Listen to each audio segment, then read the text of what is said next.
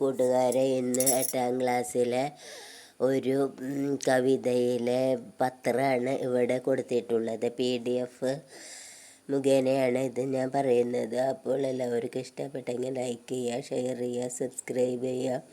ബന്ധുക്കൾ ആരെങ്കിലും 8ാം ക്ലാസ്സിൽ പഠിക്കുന്നുണ്ടെങ്കിൽ അവർക്ക് ഷെയർ ചെയ്ത് കൊടുക്കുക. അപ്പോൾ ഞാൻ എക്സ്പ്ലനേഷൻ നോക്കാം. കവിത ആപ്കോ കൈസ ലഗെ. ഈ കവിത താങ്കൾക്ക് എങ്ങനെയാണ് തോന്നിയത്? अपना मत തൻ്റെ അഭിപ്രായം പ്രകടമാക്കിയിട്ട് കവിക്ക് നാം പത്ര ലഗെ. കവിക്ക് ഒരു ലെറ്റർ എഴുതാനാണ് പറയണേന്ന്. വലതുവശത്തായിട്ട് സ്ഥലവും താരിഖ് എഴുതാം. ഇനി ഇടതുവശത്ത് ആദരണീയ കവി സുശീൽ ശുക്ലജി. കവിക്കാണ് ഈ ലെറ്റർ എഴുതണം. അപ്പോൾ ആദരണീയമായ കവിയായ സുശീൽ ശുക്ലജി, സാദാർ നമസ്കാർ. താങ്കൾക്ക് നമസ്കാരം. അടുത്ത പാരഗ്രാഫും मैं कक्षा 8 का एक छात्र हूँ. ഞാൻ കക്ഷ 8ാം ക്ലാസ്സിലെ ഒരു വിദ്യാർത്ഥിയാകുന്നു. ഛാത്ര എന്ന് വെച്ചാൽ വിദ്യാർത്ഥി, കക്ഷ എന്ന് വെച്ചാൽ ക്ലാസ്. മേംനെ ആപ്കി ലിഖി കവിത പേഡ് പഠി. ഞാൻ താങ്കൾ എഴുതിയ ആ കവിത പേഡ് വായിച്ചു. മേംനെ ഞാൻ, ആപ്കി താങ്കൾ, ലിഖി എഴുതിയ ആ കവിത പേഡ് വൃക്ഷത്തിനെ കുറിച്ച് പഠി വായിച്ചു. യഹ് കവിത മുझे बहुत अच्छी लगी. ഈ കവിത എനിക്ക് വളരെ നല്ലതായിട്ട് തോന്നിയത്. യഹ് ഈ കവിത മുझे എനിക്ക് ബഹൂത്ത് വളരെയധികം അച്ചി ലഗി നല്ലതായിട്ട് തോന്നിയത്. അടുത്ത പാരഗ്രാഫ് ആപ്നെ പേഡ് കോ ദർജി കെ നാമുമേ ദിഗായ. താങ്കൾ ആ വൃക്ഷത്തെ ദർജിയുടെ പേരിലാണ് കാണിച്ചിരിക്കുന്നതെന്ന്. ആപ്നെ താങ്കൾ, പേഡ് വൃക്ഷം, ദർജി കെ രൂപമേ തയ്യൽക്കാരൻ്റെ രൂപത്തിൽ, ദർജി എന്ന് വെച്ചാൽ തയ്യൽക്കാരൻ, ദിഗായ കാണിച്ചിരിക്കണേന്ന്. യഹ് ബഹൂത്ത് ഹി സുന്ദർ ഔർ നയി കൽപ്പന ഹെ. ഇത് വളരെയധികം സുന്ദരവും അവർ പുതിയ ഒരു സങ്കല്പമാണെന്ന്. യഹ് ഇത്, ബഹൂത്ത് ഹി വളരെ തന്നെ, സുന്ദരവും, ഔർ നയി കൽപ്പന ഹെർ പുതിയ ഒരു സങ്കല്പമാണെന്ന്. കൽപ്പന എന്ന് വെച്ചാൽ സങ്കല്പ. അടുത്ത സെൻറ്റൻസ് ആപ്നെ യഹ് ബഹൂത്ത് ഖൂബ്സൂരത്തി സെ ബതായ കി പേഡ് कैसे हवा, पानी, धूप, मिट्टी, रंग और स्वाद जो जोड़कर हमें जीवन देते हैं. അതായത് ആപ്നെ താങ്കൾ, യഹ് ബഹൂത്ത് ഖൂബ്സൂരത്തി സെ ഇത് വളരെ മനോഹരമായിട്ട്, ബദായാക്കി പറഞ്ഞിരിക്കുന്നു.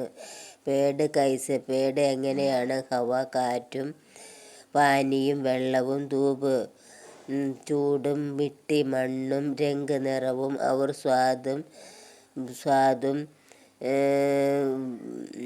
സ്വാദ് വരെ ചോടുക്കർ സ്വാദും ഒക്കെ നിറഞ്ഞിട്ട്, കമേ ജീവൻ ദേത്ത ഹെ നമ്മൾക്ക് ജീവിതം നൽകുന്നു.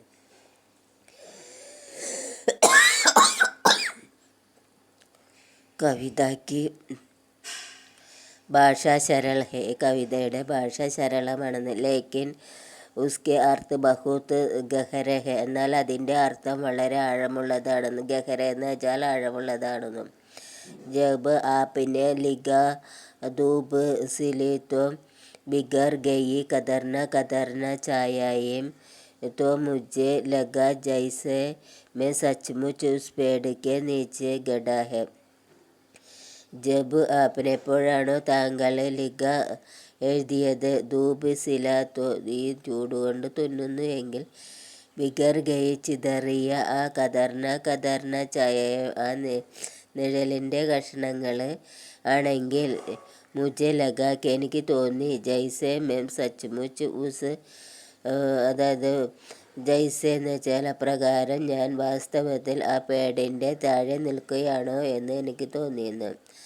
അടുത്ത പാരഗ്രാഫ് നോക്കുക. ആപ്പ് യഹ് കവിതാനെ കേവൽ പേടയ്ക്ക് മഹത്വങ്കോ ബതാത്തെ. താങ്കൾ ഈ കവിതയെ കേവലം വൃക്ഷത്തിൻ്റെ മഹത്വത്തെയാണ് പറഞ്ഞിരിക്കണേന്ന്. ബതാത്തി എന്ന് വെച്ചാൽ പറഞ്ഞിരിക്കണേ.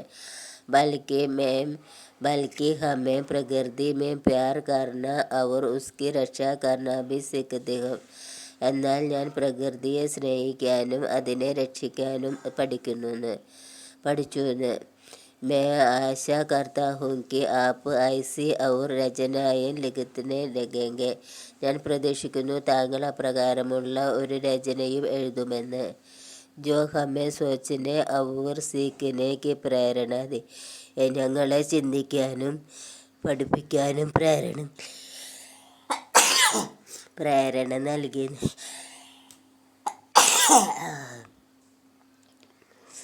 आपका शुभचिंतक साहिल के सेवा में सुशील शुक्ल, होशंगाबाद, മധ്യപ്രദേശ്.